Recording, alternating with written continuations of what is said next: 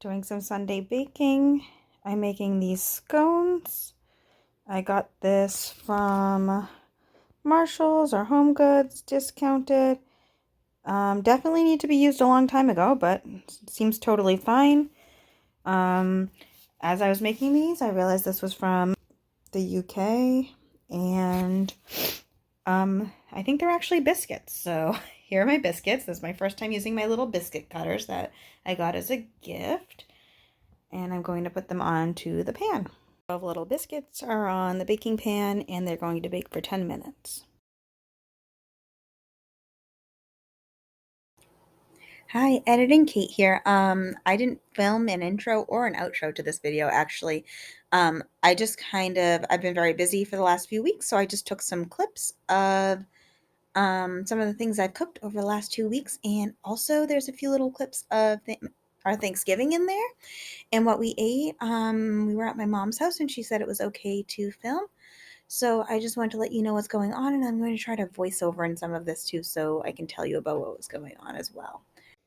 For Saturday night dinner, we have beef and broccoli, and this is forbidden rice. It's actually a black rice. It looks like this, and that'll be dinner. Friends, I cleaned the whole living room so I can edit and sit here comfortably, and you stole my spot. Now what am I gonna do?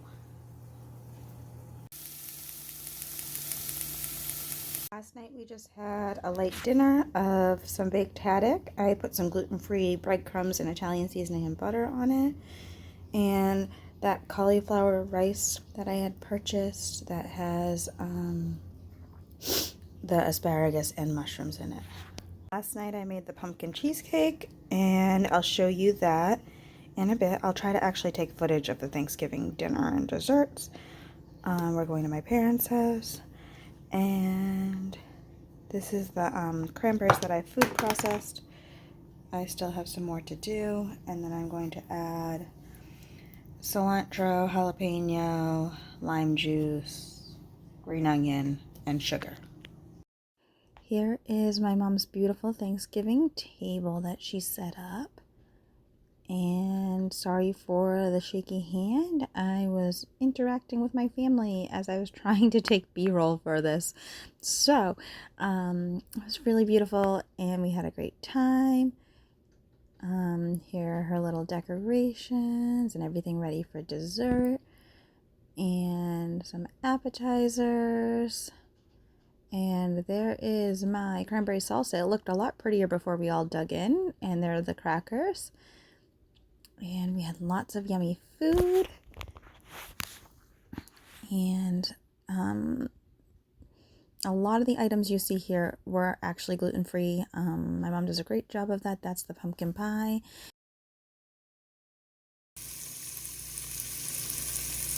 Here is my creamy tomato soup. I am going to serve it with, well, my husband's going to do grilled cheese. He's going to pick up stuff on his way home from work, but I got these gluten-free croutons, and I have some Parmesan cheese. It's really good. I did modify the recipe. I'll put it down below, but I did modify the recipe. I added a little bit more onion, and I added some garden basil and thyme, and a little bit of chicken bouillon, in addition to the spices that were listed. And it's really good. Oh, and I added a little extra cream and 1 extra can of tomatoes to make more soup than the recipe called for, because we'll be eating on this for a few days. The other thing I did was I used my immersion blender instead of putting it into a blender, because that doesn't make as much of a mess. On this night, I'm using my Buildable cookbook and making these pork banh mi bowls.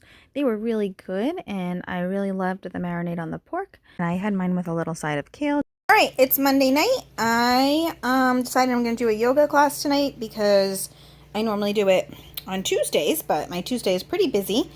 So I'm making this turkey pot pie. I had 2 kinds of potatoes. I had some russets and some Yukon Gold left at the bottom of my basket, and I just decided to cook those up and put them in this turkey pot pie. This turkey was picked off of the carcass from the broth I showed you. This is just a bag of frozen frozen mixed vegetables. I think I showed you that in a grocery haul. And then because I'm gluten-free, I can buy gluten-free cream of chicken soup, but a lot of times I just make it. So I thicken some turkey stock with some flour and butter. I make a roux and thicken it up. I think I've showed you how to do that before on here. And I actually added a little bit of milk to make it extra creamy today. And then I'll show you, if you can hear the microwave in the back, I'm using the quick defrost method for this gluten-free puff pastry dough that I got on clearance for, what was that, $4.50. This needed to be used in July, but it was at the bottom of my deep freezer and it's perfectly fine. So I'm using I'll show you on the back.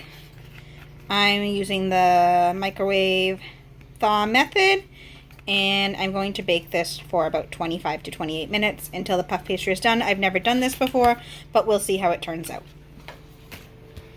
The chicken pot pie is all done. This is my first time using the gluten-free puff pastry, and it seems okay. Much easier than making pie crust. All right, change of meal plan. I had these steaks that I picked up this weekend, and this one was half of this, so $5.50 something, $5.60, yep. And then I can't do math right now. It's been a long day.